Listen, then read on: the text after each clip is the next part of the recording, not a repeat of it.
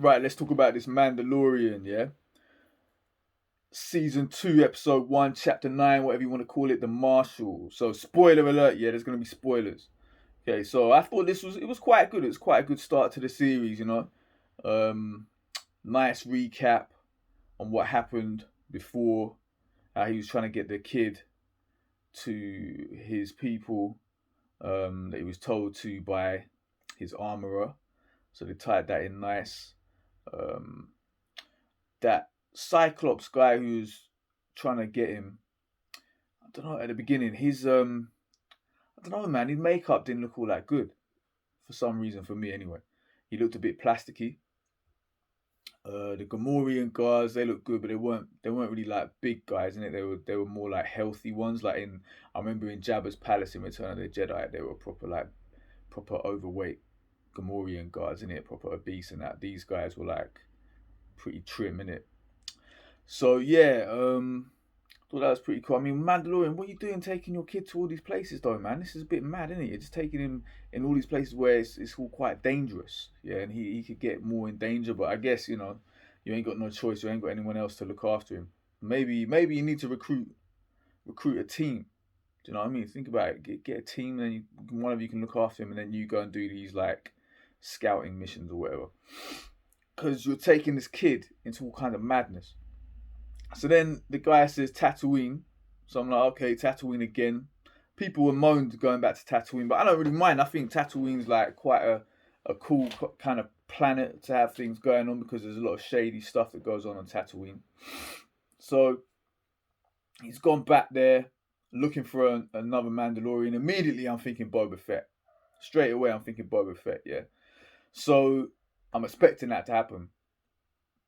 So then when he gets to that town, oh yeah, he saw the woman again, that mechanic woman. Um, her droids, yeah, it didn't really make me laugh. I guess little kids might laugh at that bit, might find it funny. Um, George Lucas said it meant for the kids, and it's meant for the kids, so maybe they didn't find that funny. So then, yeah, he goes off looking for this guy, finds him.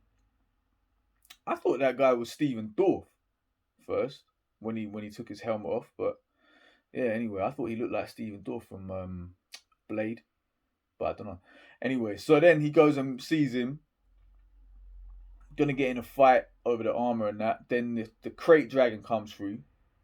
I don't remember crate dragon like going through the sand or anything in the description about it in the other Star Wars stuff, but I don't know. I can't remember because I was thinking, right, that's a bit of a copy of Dune, isn't it? Like the thing going through the sand like that's like a sandworm.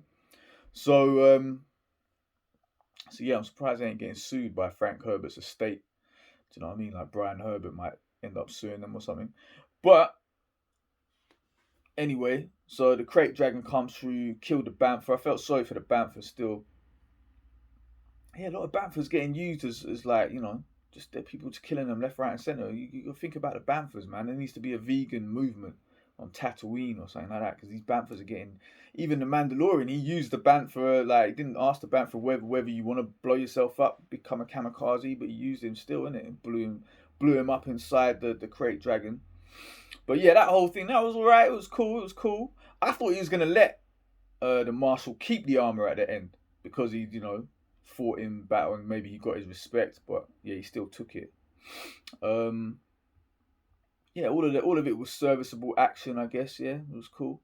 Um, I like the frontier aspect of it, and then at the end, boom, Boba Fett reveal. Tamura Morrison, when you saw him walk back, you're like, okay, yeah, that's Boba Fett because we all know he's gonna look like Jango Fett because he's his clone. So yeah, that was a good reveal. So who was the guy from the other series? When they were on Tatooine and that lady assassin, she was dead, and then we saw the person walk up to get her bounty. Was that the Mandalorian getting her bounty, or was that Boba Fett, or was that the Marshal? Because the Marshal had the spurs when he came in. So I'm thinking, who was that? If any of you know, let me know, man. Maybe it was Boba Fett. I mean, other people were thinking it was the baddie general, the guy from Breaking Bad and The Boys. They thought it was him, but I don't know. I'm a bit confused now, innit, about that. But yeah, I thought it was pretty good start to the new series and that. Having Boba Fett come there and everything at the end, that was cool. So I'm looking forward to see what's gonna happen there.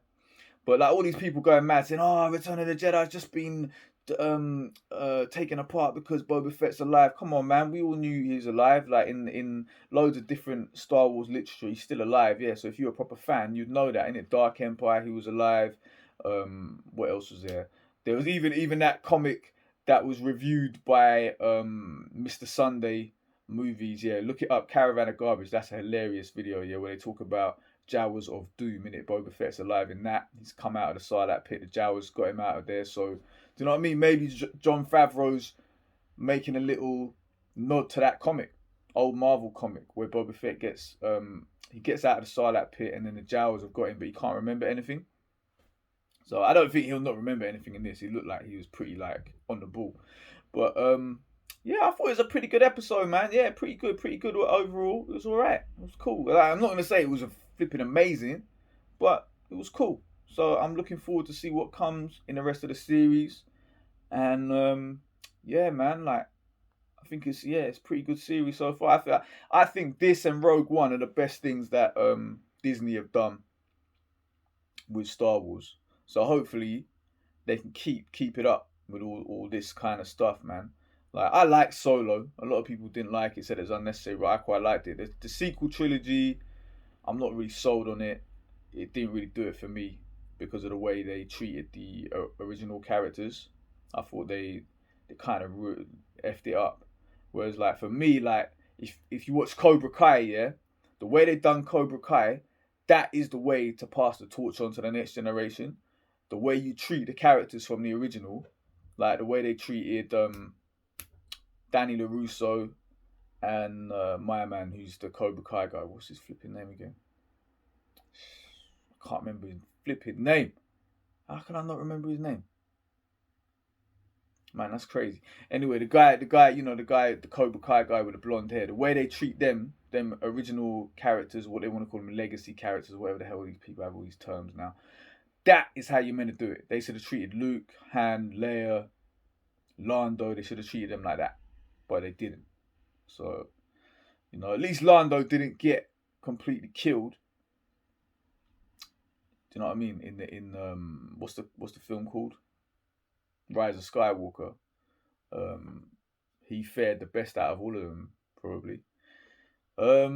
But yeah, I think it's gonna be good. I think it should be good as the last series as well. And the last series, I'm saying not all of it was perfect. There was a couple of episodes where I thought was just filler, but they rounded it off nicely at the end, so I didn't really mind. But yeah, man, yeah, Mandalorian, man. Looking forward to episode 2. Let's see what happens. Let me know what you think.